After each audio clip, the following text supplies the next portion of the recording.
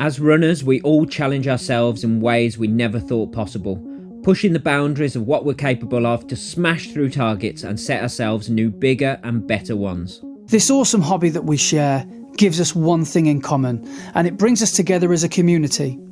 Whether you're working towards completing your first parkrun or you're a veteran of the sport who's run 100 ultra marathons, we all know the feeling of reaching that maxed out effort and our own red line. Welcome to our podcast, where your hosts Brett Elesmore and Andy Maguire discuss the struggles, the successes and everything in between on our running journeys, as we all work towards the next time we're running the red line.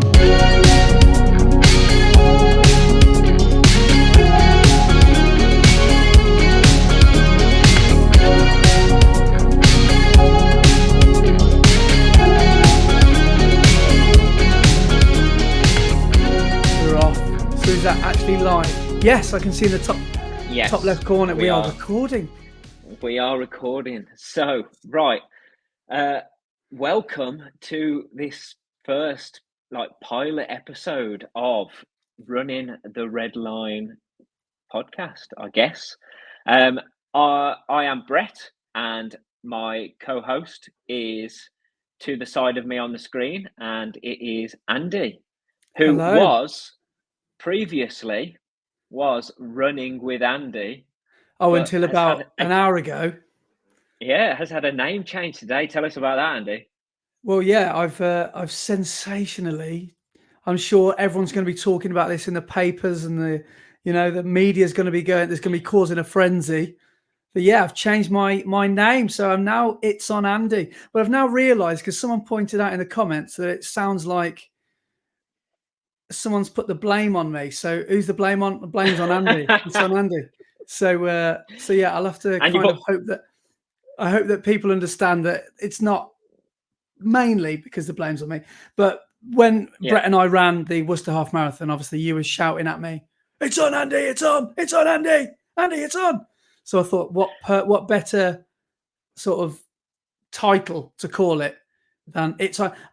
Just quickly, I didn't realise how frequently used running with so-and-so would be, So, because when I first was thinking of a handle to use, I was thinking, right, what has nobody used? Running with Andy, yeah, perfect. No one's ever heard of that. And then it turns out that every other person is called running with their name. So anyway, so yeah. No, not running with Andy. It's on Andy. That's the new name. Yeah, and it's already had one dislike. So yeah, so hopefully many more to come. I'm not changing it back. So no way. No, It's on Andy is perfect. But yeah, so Andy Maguire, running with. Sorry, I've done it already. It's on Andy on YouTube and all social media. And my name's Brett Elesmore, and I am Obi-Wan Brand on all social media and YouTube. We are both just normal guys who really like running, and it actually, this is an interesting thing as well. So we've got to know each other really, really well through running and become really good friends through running. But there's a bit of a story about this as well. So I've known Andy for a long, long time, but didn't really know Andy. No. And Andy's known me, but didn't really know me. And when I first started doing YouTube and stuff, I was watching Andy's channel and getting really involved, really enjoying his videos and everything. And I was also talking to a friend who was telling me that their brother does YouTube videos about their running, and talking to me about my races. And I kept on saying, "Oh yeah, say well done to your brother," and give him my congratulations about races and everything. And it turns out that my friend's brother was Andy. So we were interacting.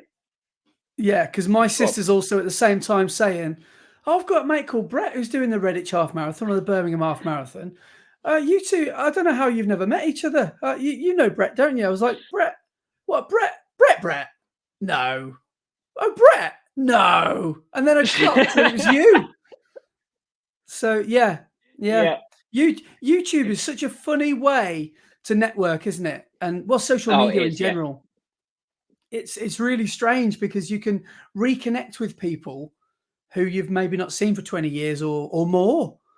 People from school. I remember lining up in one of the races I did in the summer last year or the year before, and I was stood next to someone I used to sit next to in RE in year 9. All right, Ben, how's it going? What are you doing here?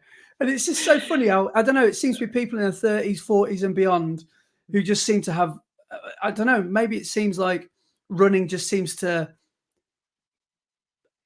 hit you when you get to your 30s. I don't know if you felt the same, but then all of a sudden you start to find people who you maybe lost touch with, and then all of a sudden you've got something massive in common with that person that you haven't seen for 10, 15, 20 years.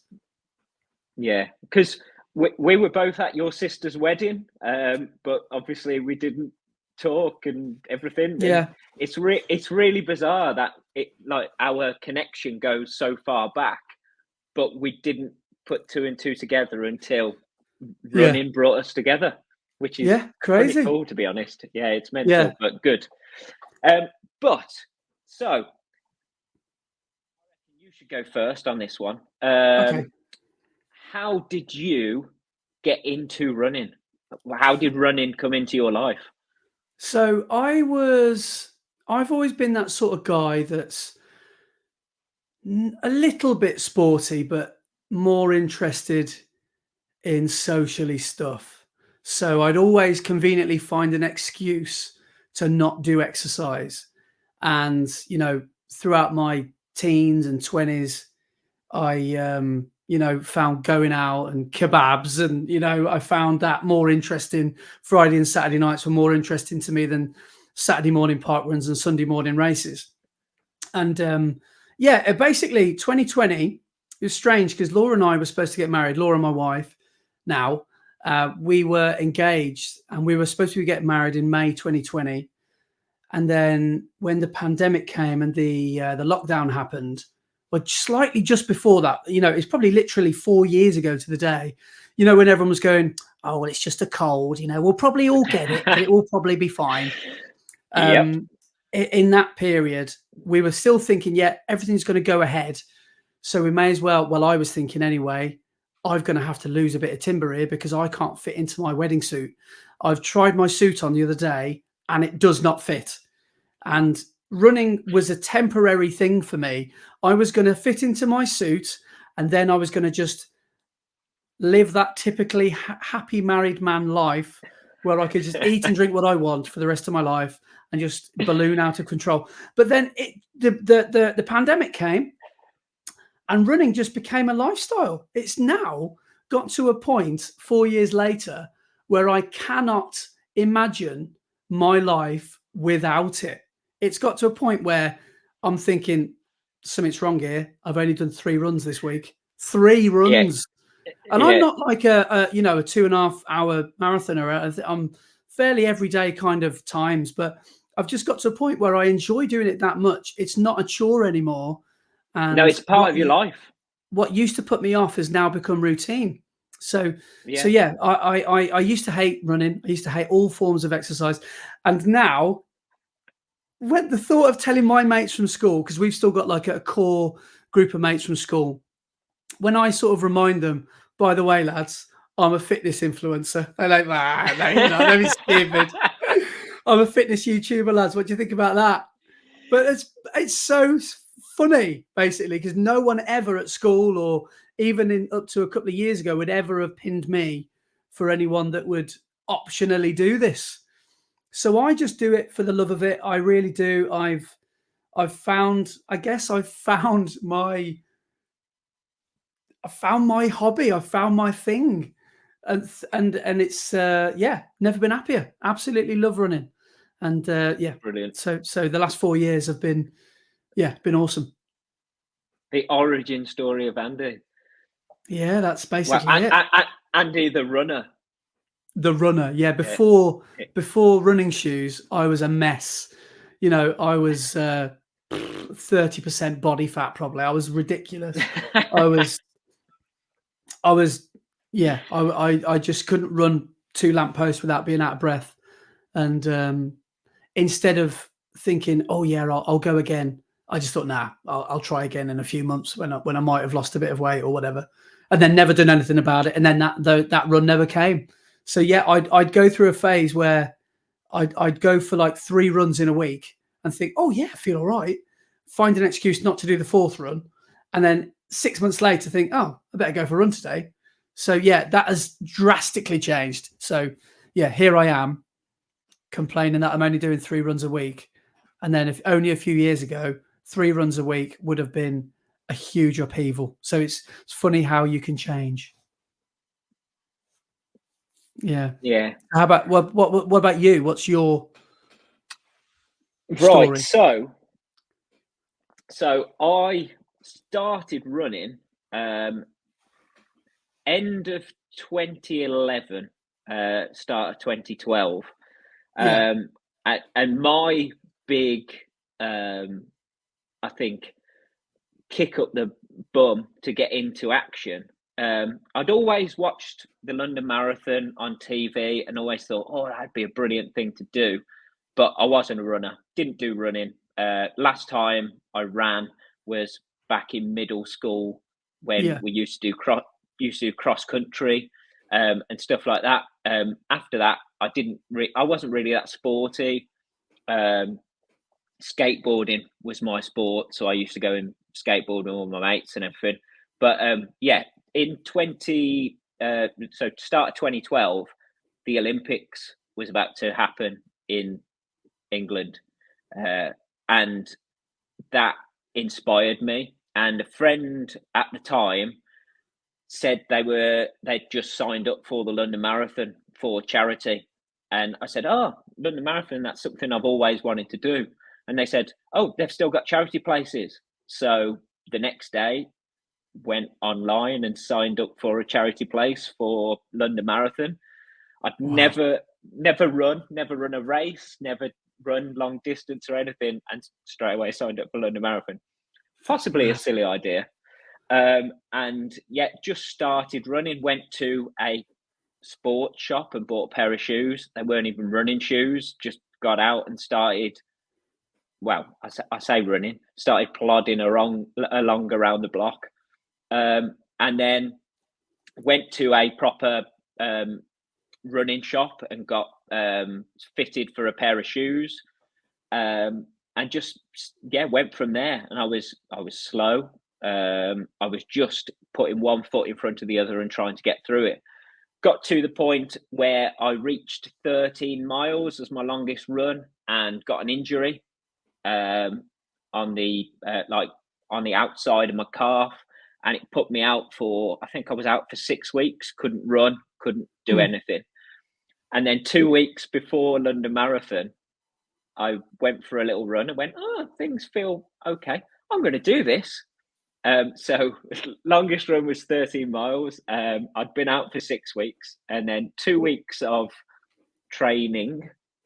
I then went down to London and took part in the London Marathon. I was overweight.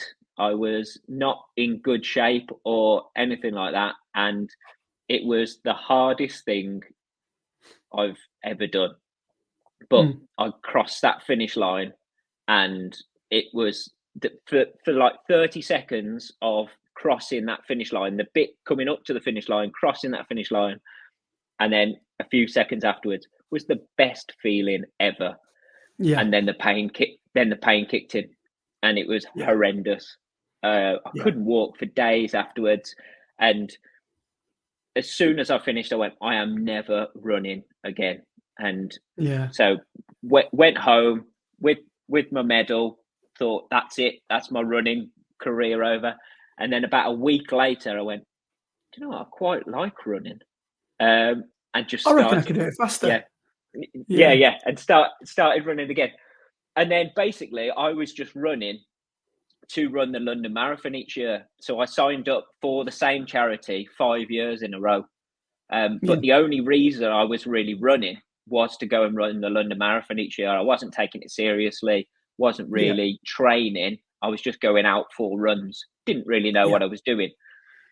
And then after the London Marathon in 2016, I then did a trail race in Redditch. So my first off-road race, and it was 10K, and about 6K in, went over on my ankle, fell to the floor, got up and went, oh, that hurts, but thought, right, I've still got to get to the end. So carried on running on a twisted ankle for another 4K, and got to the end. My ankle just ballooned, went black, and I tore the ligaments in my ankle.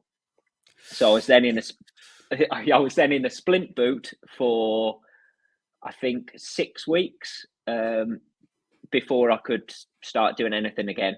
And whilst I was in a splint boot, to make myself feel better, entered the Birmingham International Marathon when they did the full marathon in 2017. And I said, right, I'm going to go and run that. I'm going to get back fit. I'm going to go and run it.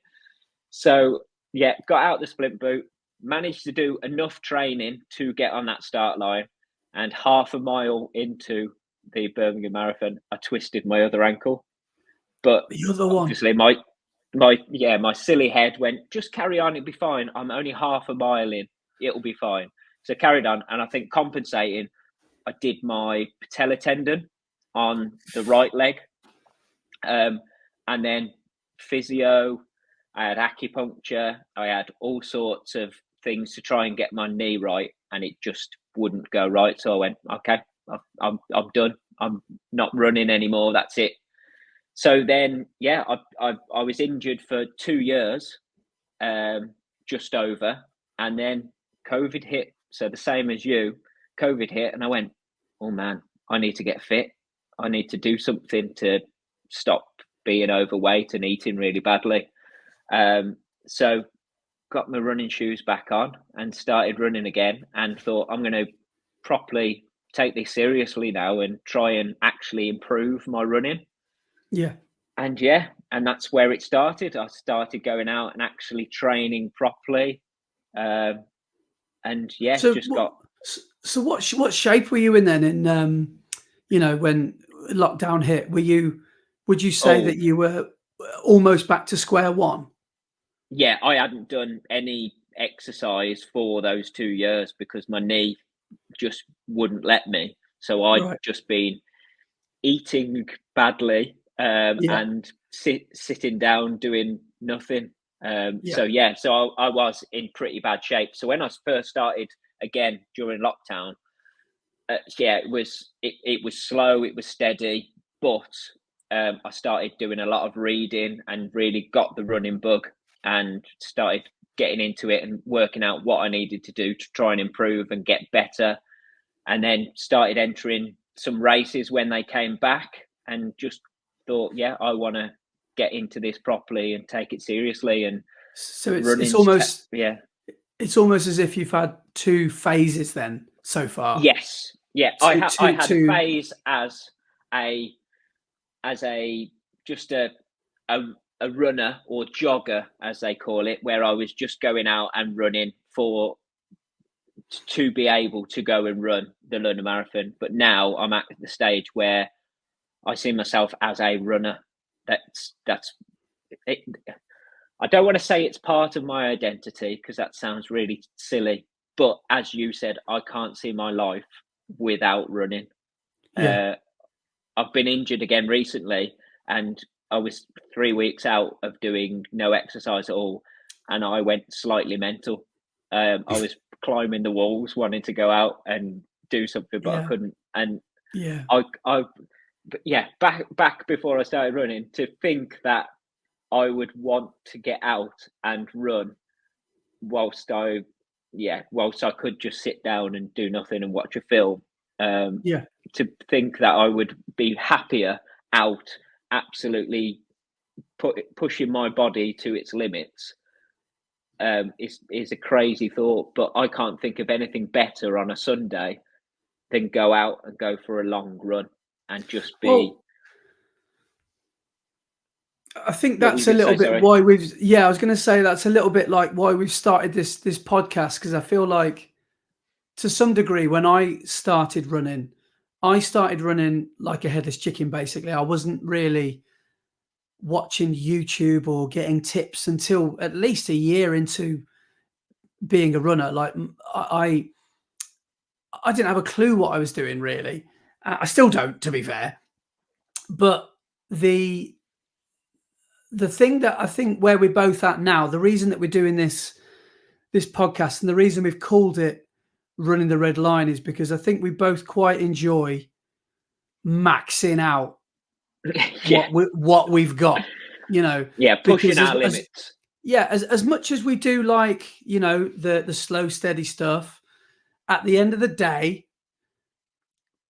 we are runners that like to be, we get some sort of validation, don't we, from a little few numbers on the watch or off the chip time. You know, it makes us feel different. They're just numbers. They're technically, they're not even real things, but they are to us, aren't they? So these times make us behave differently, and we push ourselves to the limit. And I think that's a little bit like, obviously you and I are at different levels of fitness, stages of running. You've obviously got 5 years on me, but, well, probably a little bit more.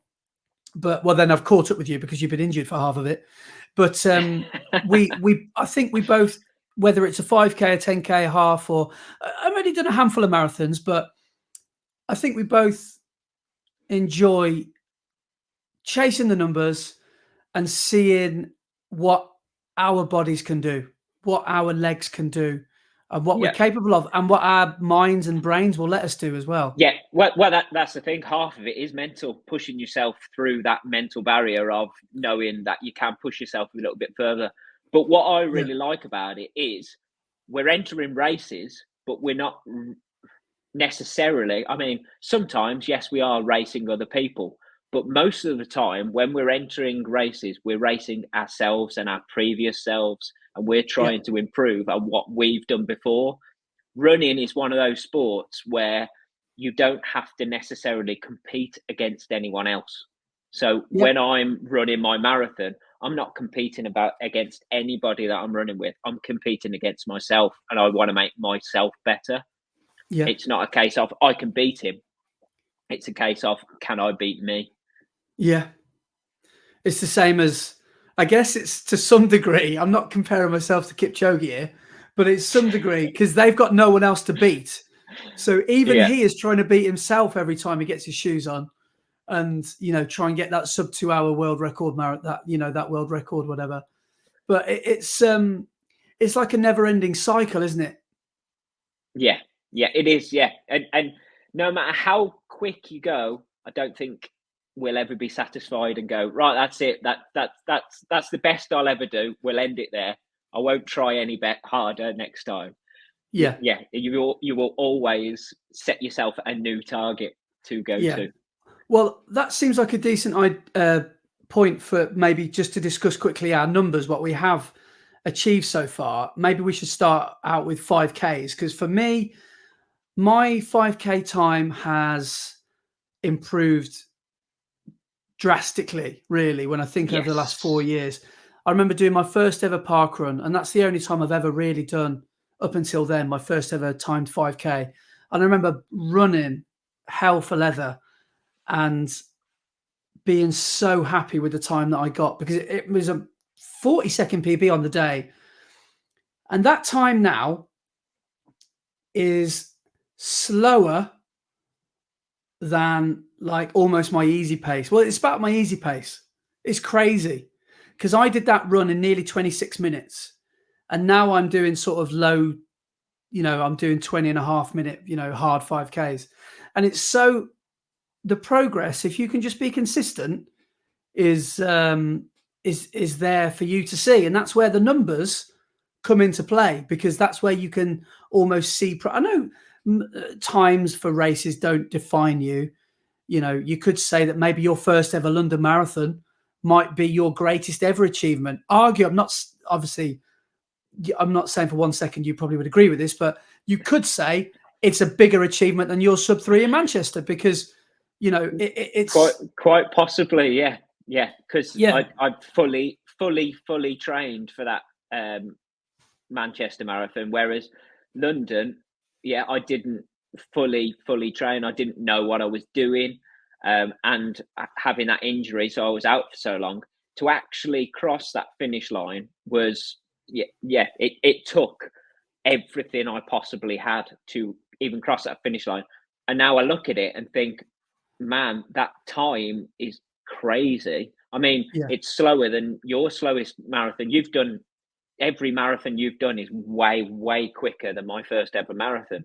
Do you remember what time you did it in that first London one? Yeah, it was 4 hours and 50 minutes.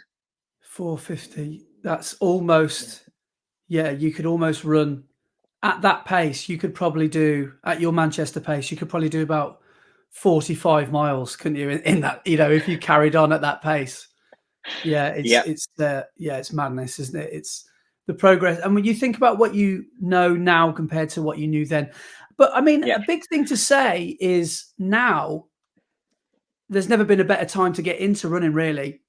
No, there's so much information, incredible, available, and it's there are so many helpful people. There's clubs, there's virtual clubs, there's people like you and I who just love chatting about it online.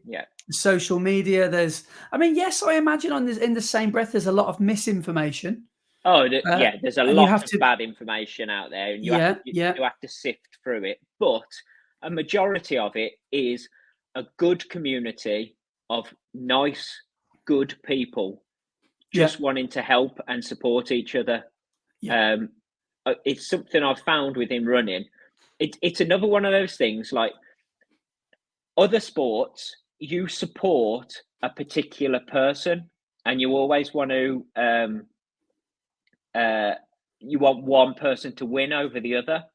But it's really strange. Running, you can support every single runner that's there. And yes, absolutely, there are races. When you watch the Olympics, you're rooting for a particular runner to win or whatever.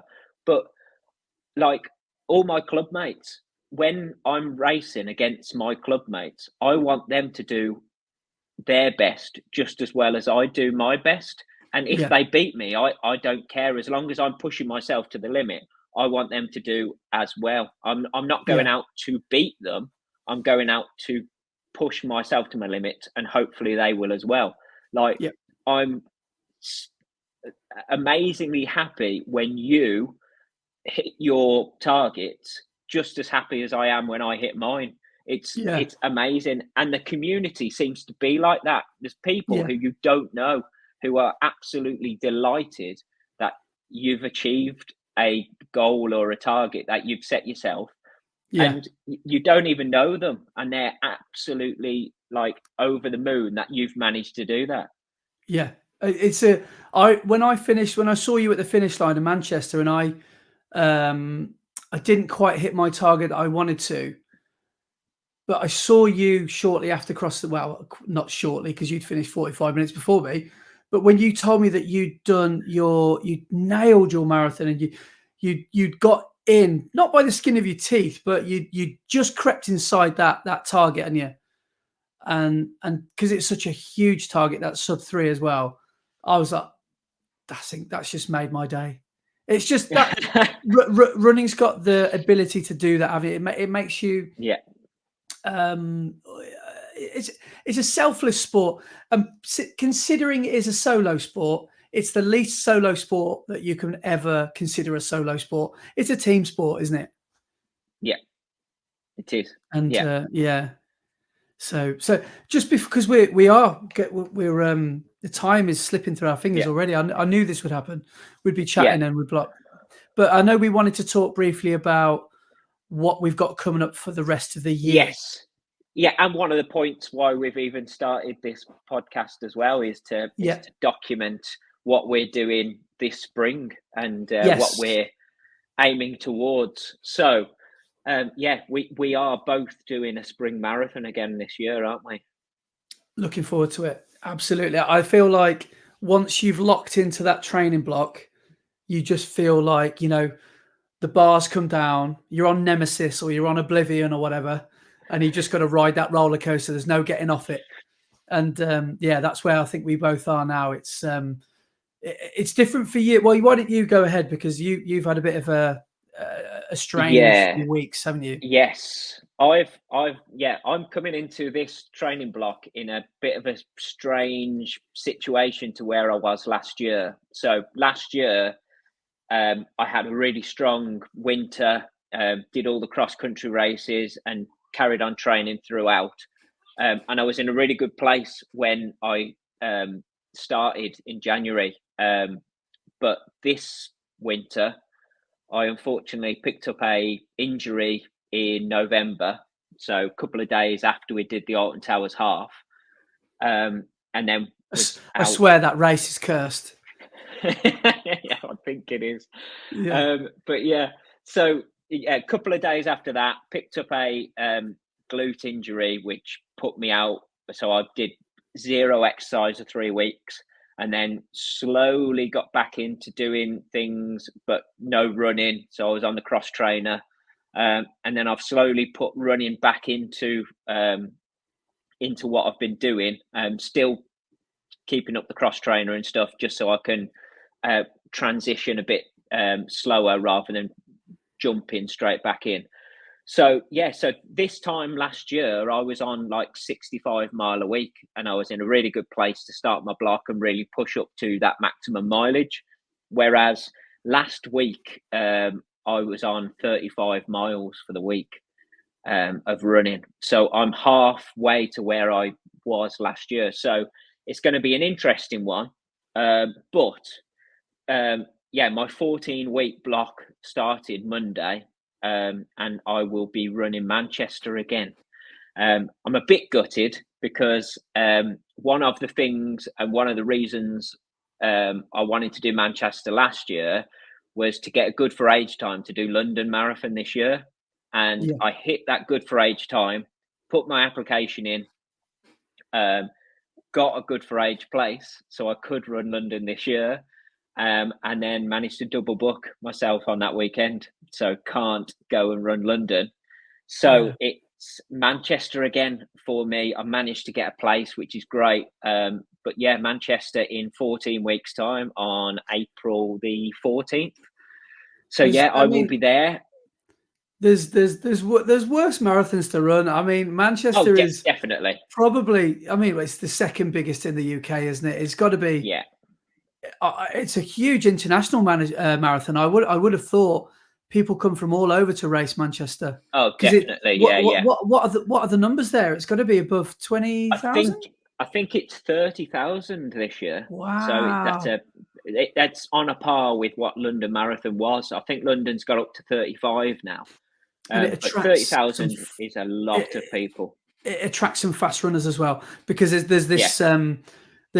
Well, I got a PB there, and I assume a lot of people who are listening to this may have got a marathon PB there. It is kind of marketed as the course that you get your PB on, isn't it? That's kind of and that's how everyone talks about Manchester. Yeah, flat and fast is what they call it. So but I just thought I'd go back to Manchester because I now know the course, so I know what I'm getting into. There's the hill, which people talk about, which living in Redditch, it was more of a small gradient slope. Not a knoll. Is what it felt like. There is that in the middle, which on halfway through a marathon, tired legs isn't the best thing, but it's not bad at all. So because it's pretty flat, I knew what the course was like. I thought, that's my best route back into a good for age time for London. So my target this year is to try and get under that 3:05, which is my age group, good for age time. But I'm going to be aiming for what I was aiming for last year and go out at a pace I can try and PB at. We'll see. We'll see what happens. It's good that the pressure's off for you, really, because your training block cannot be compared to what it was last year. So it's pointless thinking, right, I can knock 2 or 3 minutes off this year. So you can kind of go into it with a let's just see what happens kind of mentality, because you've already got last year's time bagged. You've already run that sub-3, which is, let's face it, a lifetime runner's bucket list item that not many runners will ever feel the feeling of on a finish line. And so you've got that now. You can retire if you want. You know, you can come and run a 4-hour marathon with me if you like. But it's it's good. You're in a good situation, I guess, because you've got an injury to recover from, and you know that. So you've just got to kind of see what happens. Yeah. But last year I got injured halfway through the block. So to come into the start of the block, recovering from injury is possibly better than being injured halfway through. So as long as I keep up the S&C and don't go down that injury route again, hopefully I'll come out at the end of the training block at a better place than I was last year. So we'll see. You never know. Well, I'm taking my Manchester PB from last year, which was 3:47, and I'm trying my best to run a PB this year in the spring in Newport. So I'm a stickler. I don't know why I do this in my brain, but I don't like doing the same thing twice. I don't know what it is. So I didn't want to run Manchester again. And partly because I was worried that I might end up running it slower, and it would just sort of mess with my head a little bit. So I'd be a little bit disappointed. But so I found Newport, and I found some really good reviews about it. Again, flat and fast. Apparently, it's very, very flat. Though, again, people listening to this will have run this before. I'm sure they can tell me. But apparently, there's one bit of elevation which is over a railway bridge or a canal or something, and it's like, it's hardly anything at all. So I am looking forward to that. But I know not to get complacent. I know not to go off too fast because it's flat. I know that just because it's flat, it's still a marathon. It's still 26.2. It's still 42.2K. Doesn't make it any easier. And I need to train properly. And I'm looking forward to going back to basics, really. I mean, this is only I'm talking like I'm blooming Bacalli here, but I've only done this has been my 5th marathon now, and is that what number blocks. You're on? Is that what number you're on? 5? No, this will be number 6 now. This will be number 6. Number 6. So I did 2 in a row in October. I did York and Chester last year, and Manchester this time last year. So yeah, it'll be number 6. And catching me up then, because Manchester will be number 8 for me. Will I've only done 7. Yeah. So I mean, I am hoping for some improvement. I don't want to leave it to chance. I do want to make sure that I get the hard yards done and I get the hard work done. And I want to, instead of working hard, I kind of want to work smarter this year. So I don't want to be doing 60, 70, 80 mile a week, which is well beyond my pay grade. So I just kind of want to maybe pull the volume back to like within my means. Don't go too crazy. I don't want to risk injury. So I'm thinking about maximizing sessions rather than putting volume in there, because I know that we're both. I mean, everyone listening to this will relate to this. We're not professionals, so we don't really have the gift of time to train. So no, we have to. We can't really pick and choose when we do train a lot of the time. So when you are sort of pounding the pavement, you don't want to be. I only heard this, recently, but about junk miles in training and how detrimental they can be. So you can be running, say, for example, if you've got a recovery, Mondays, for example, are your recovery days. If you go out and do a tempo because you think, I probably haven't done much speed work lately, they're technically junk miles, I would say, because if that's when you should be recovering and that's when your body is used to recovery, those miles are probably no good to you. You might as well have just stayed in bed. Yeah, chasing effort that you should have done and trying to put it in later is a really bad idea. Like putting your session back a day, that's fine. But if you miss a session during the week and then you're trying to cram it all in at the end, it's a silly idea. That's just a direct route to injury. Yeah. I mean, I'm fortunate. And I will. It's almost like an inevitability. I've not really, touch wood, I've not been injured or I've not had an injury that's lasted me longer than sort of 4 weeks or 3 weeks. And even that was right at the start when I was running, when I just started running. So I don't really know how it feels to be injured during a block. And I can imagine it is hugely frustrating and messes with your head. Even though, again, we're not professionals, we treat it like we are, don't we? Because that's how we have to do it. Because we know that mediocrity and getting lazy in training doesn't cut the mustard on race day. You need to put You get the one of the things, right? Laura said this to me, which is, I thought, very philosophical, considering that at the time she wasn't running so much. At the end of the race, she told me one day when I was a bit disappointed. No, I'll tell you what had happened. I ran a race, I PB'd on it, but I did a massive positive split. And I crossed the line, and I actually felt not dejected, but I always felt like I didn't deserve it because I'd run the race technically badly. I'd run out of steam, I'd run out of effort, and I limped across the finish line, just about got a PB, partly because my PB was beatable. And she said to me, "You get what you deserve." And I had put the training in to get myself on that start line, but I'd not executed the race how I'd wanted to execute it. So I got away with it. But in a way, you kind of got what you deserve. Because if I'd have raced that race properly, I could have got another 2, 3, 4, 5 minutes quicker. Yeah. So I think that's one thing about running that I really do like, is that you do seem to get what you deserve. There's no such well, I wouldn't say there's no such thing as luck in running, but there's you certainly make your own luck. Yeah, definitely. You reap what you sow. If you put in that effort in your training, then it comes to fruition in the race. 9 times out of 10 anyway, there are those times when you have a shocker of a race, when you put in the work and you've done everything you should have done, but it still doesn't go right on the day. There are those times, but it's always going to be like that. You can't do everything perfect every time. So you've just got to go with the flow and go with what happens on race day.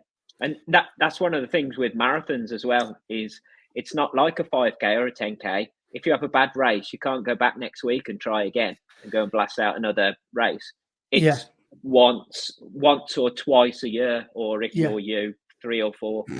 But I'll just go for an ultra tomorrow. I don't know if you want to come or not, but have you done an ultra? Well, yeah, that's the thing. I don't really like to talk about the ultras I've done. 4 of them, if you're wondering. But I just I don't really like to talk about it, to be honest. But if you've done it, how do you know there's an ultra runner in the room? They'll tell you. That's how you know. Yeah, that's how you know. And I think I've managed to get it into so many conversations. I was at work not long ago, and I walked out of a room and I said, "Did I just tell that old lady that I just run an ultra?" And I think I just told someone at work that I'd run an ultra, and I just can't help but just say it. But 16 weeks for me. I'm excited. Okay. So yours is a bit after, isn't it? So it's the week after London, isn't it, yours? So mine's the 28th of April, Yeah, so all the people we know doing a spring marathon, you'll be one of the last to go. So I will just be sat there nervous, like an actor that comes on in Act 5 and has to watch the whole play and just sit out and just wait for your time. A bit like a substitute in a football match. I've just got to wait for my time and not choke and try not to, try and just be calm and just do my thing. I've got to watch everyone hopefully smash their marathons, take all the amazing inspiration and have a go myself and make sure that I do as well as I can on the day.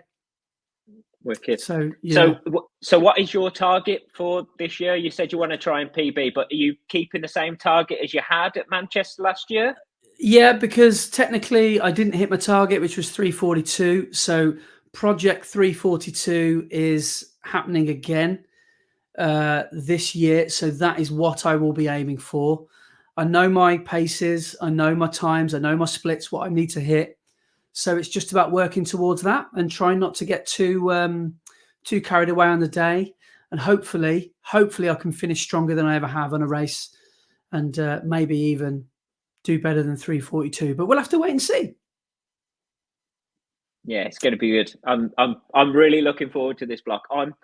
It's crazy, but I'm actually really looking forward to getting into the hard work and really getting stuck in. I'm looking forward to those Sunday long run sessions where you're putting marathon pace into a long run. It sounds mental that you're looking forward to that, but I really am. I'm proper up for this one.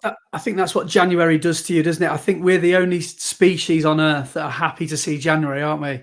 Everyone's moaning and complaining about January, but having 400 days in it and no one's got any money. But us runners, it's our bread and butter, isn't it? Because we can just get stuck in. And I'm the same. I'm looking forward to just, getting into some good sessions and starting to get the volume in as well. So what have you got planned for this weekend, training wise? So where are we now? Friday night. So I've got a parkrun tomorrow. We're doing a bit of tourism. So Laura and I are meeting one of her friends from school called Emily and her husband and their kids. So we're going to a new parkrun, Edgbaston Reservoir Parkrun over in Brum. So that's going to be fun. And I'm probably just going to run that at maybe marathon pace because you can probably hear that I sound a bit like Barry White at the moment. I've had a bit of a cold all week. So I'll probably won't. I say this, I'll probably go hard. I'll probably go for a 5K BB tomorrow because it's round a reservoir, it's pan flat and it's tarmac. So marathon pace to me and you, but to me, it's going to be a 5K attempt. And then Sunday I'm going to do a bit of a top up if I've still got any energy when I get back. And then Sunday is the first long run of the block. So I think I've got a half marathon or 22K on Sunday. So 13, 14 mile.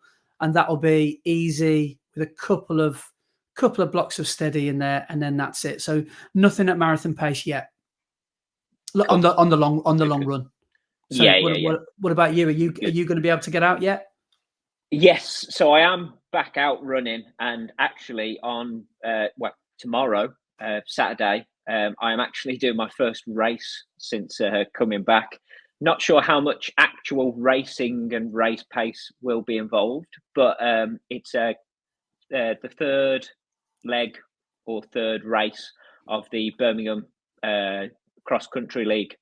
So, going to go and run for Bromsgrove and Redditch and see what we can do. At the moment, B&R are leading the second division. We are top of the table at the moment, so we've got to try and keep that up. So, pressure's on for these last two races. We'll see what we can do and see how we get on. But we are hosting as well, so it's in Redditch.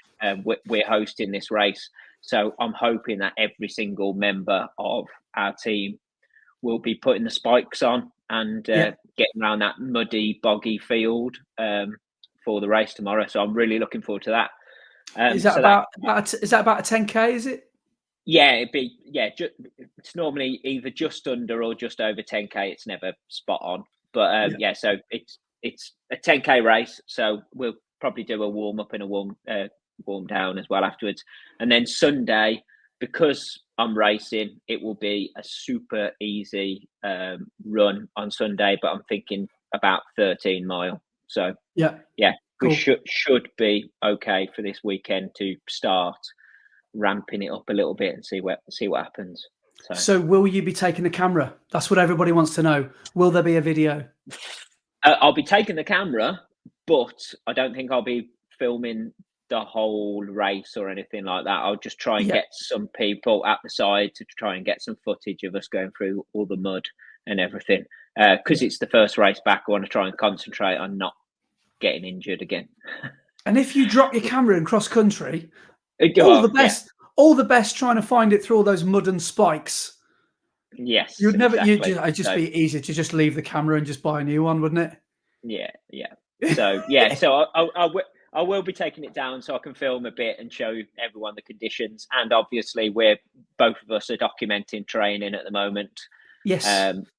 So it will be part of training and the training block. So cool. I will be documenting it, but we'll see what happens. But amazing. I'm looking forward to it. Week 1 is almost done. We are well on our way. Yeah, same here. I'll be putting out a YouTube. Sorry, am I allowed to plug myself? Of course you can. In this. Okay, right. Okay. No one else is going to do it for me. So I'll be doing for anybody that wants to follow my training, I'll be putting out a weekly series of videos. So hopefully 16 videos leading up to Newport. So they'll be starting to come out next week, but I don't know when we'll actually get around to putting this pod out. But yeah, God, I know. We'll see as soon as we can. Today is Friday right now. Yeah, Friday the 12th of January today. So I'm sure by about August you'll be listening to this. Yeah. So when people see this, we'll realise how bad we are at putting things out. Hopefully, it won't be as bad as my documentation of last marathon block. It was all within the same year, so that's fine. So. But yeah, I'm going to document and be putting a video out for the 14 weeks as well. So I'm trying to be a bit more on it this year. So hopefully there will be weekly updates rather than being all smashed in like 2 weeks right at the end of the block. But there we go. Yeah. But so tell us. Sorry, just tell everyone where they can find you on, like, obviously on YouTube and other social media. So if they do want to follow what you're doing, where they can. Yeah. So my YouTube channel is called It's on Andy, and I've got an Insta account as well. I don't think I bother with any of the social medias these days. I think that's it. Yeah. So Instagram, YouTube, Strava as well. So you can also find me on there. If you type in It's on Andy, or my full name's Andy Maguire. So yeah, come and give us a follow. Excellent. Yeah, and if anybody wants to follow me or see what I'm up to, I am Obi-Wan Brand on pretty much everything, I think. So yeah, on YouTube, Obi-Wan Brand, Instagram, Obi-Wan Brand. I have got a Facebook page as well, but I will admit I don't go on Facebook. Instagram posts for me. So I'm not on Facebook very often to interact with what's going on there. So the posts go on there, but I'm not sure I'll see what actually happens with them. But yeah, so if you do want to check it out, and Strava as well, as Andy said. So if you search for Obi-Wan Brand, you should be able to find me on there. But if not, it's Brett Elesmore. But yeah, and just one final thing, we're hoping as well to put this podcast out in as many different sort of medias as we can. So you can watch this podcast if you want to just literally watch our faces on YouTube. We're going to set up a dedicated YouTube channel, which is Running the Red Line. And so, yeah, please give us a like and comment on it and subscribe and all that jazz. And we're also going to put it on everywhere where you normally find your podcasts. So Apple Music, Apple Podcasts, Spotify, the like. So that's the plan. That's the pilot done, mate. We've done the pilot. Yeah. Woo! One down. I've got a quick question for you. I've got a quick bit of podcast related trivia for you. Do you know the average amount of podcasters make before they quit? Oh, I reckon it's not even 10. I reckon it's somewhere around 5 or 6, I reckon. And then they realise it's not going anywhere. 7, apparently, is the average. 7. So that's going to be our magic number to surpass. So we're going to think of 7 ideas. If we can get past 7, then it's all okay. But that does mean we're going to do some planning. 7 ideas. Right. It's all right, but I've got more than 7 pairs of shoes. I can talk for half an hour. Yeah, me too, actually. Yeah.